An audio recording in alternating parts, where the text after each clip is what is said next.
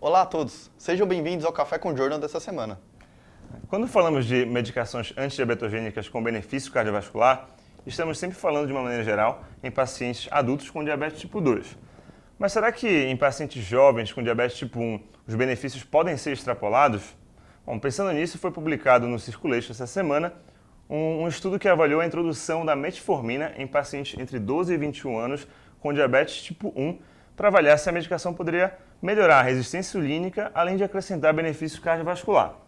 Foi observado, em um segmento de 3 meses, que a metformina diminuiu a resistência insulínica, além de agregar benefícios vasculares que foram medidos através da ressonância magnética de aorta, Doppler de carótida, além de outros métodos de avaliação. Então, o estudo propõe a metformina como uma medicação promissora também em pacientes com diabetes tipo 1. Mudando para outro tema que também é de suma importância para todos os médicos que trabalham no serviço de emergência, que é a avaliação da dor torácica. Sabemos que a queixa é relativamente comum, sendo responsável por 8 a 10 milhões de atendimentos por ano nos Estados Unidos. Porém, menos de 10% dos casos realmente são infartos.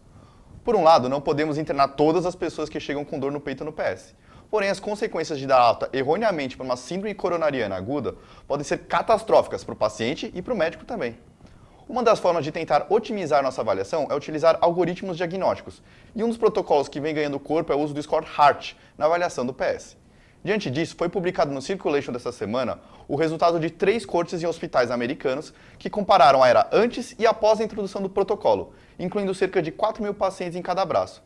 O score HEART mostrou que é seguro, uma vez que classificou 30% dos pacientes como sendo de baixo risco e desses somente 2 pessoas apresentaram infarto em 30 dias. Outro fato importante é que o score HEART aumentou a taxa de detecção de infartos quando comparado ao atendimento tradicional, evitando altas erradas em pacientes com síndrome coronariana aguda. Também chama a atenção que o protocolo reduziu em 6% as taxas de internação dos pacientes, reduziu o tempo de permanência do PS em 2 horas e reduziu 3,8% a solicitação de exames de imagem ou cateterismo. E ainda no escopo das dores torácicas, quando falamos em síndromes aórticas, sabemos que existem alguns grupos populacionais com maior risco de eventos.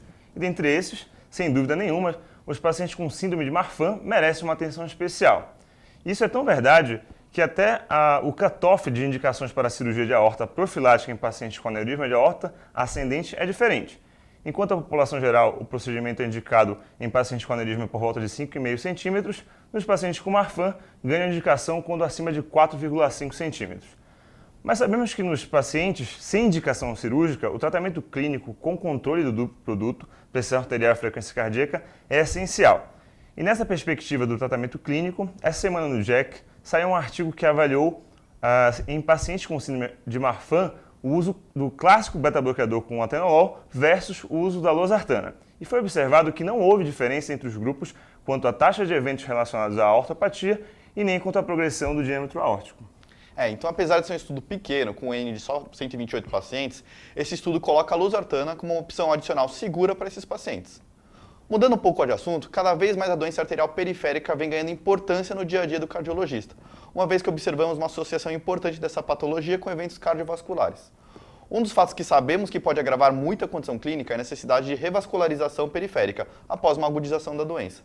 Abordando esse tema, foi publicado no JACC uma subanálise do estudo Euclid, que comparou o uso de ticagrelor versus clopidogrel no tratamento da doença arterial periférica de quase 14 mil pacientes.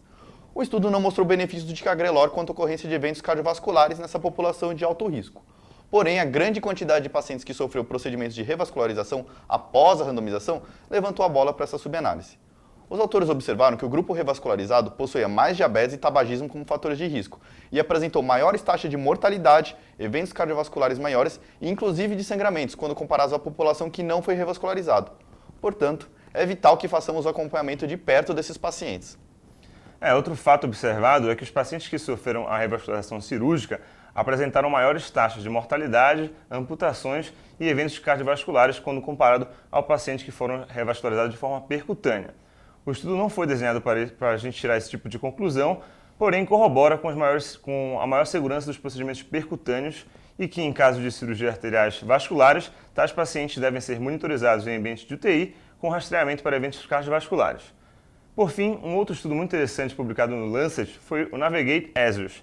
que avaliou pacientes com forame aval patente que já haviam tido AVC prévio e comparou o uso de rivaroxabana versus AS em um segmento de 11 meses. E foi observado que no grupo rivaroxabana, uma redução de quase metade de novos episódios de AVC, sem diferenças de taxa de sangramento quando comparado ao AS. É mais um campo sendo visionado pelos NOACs, os novos anticoagulantes orais. Mas ainda é um estudo de fase 3 e carece de evidências mais robustas para ganhar indicação formal.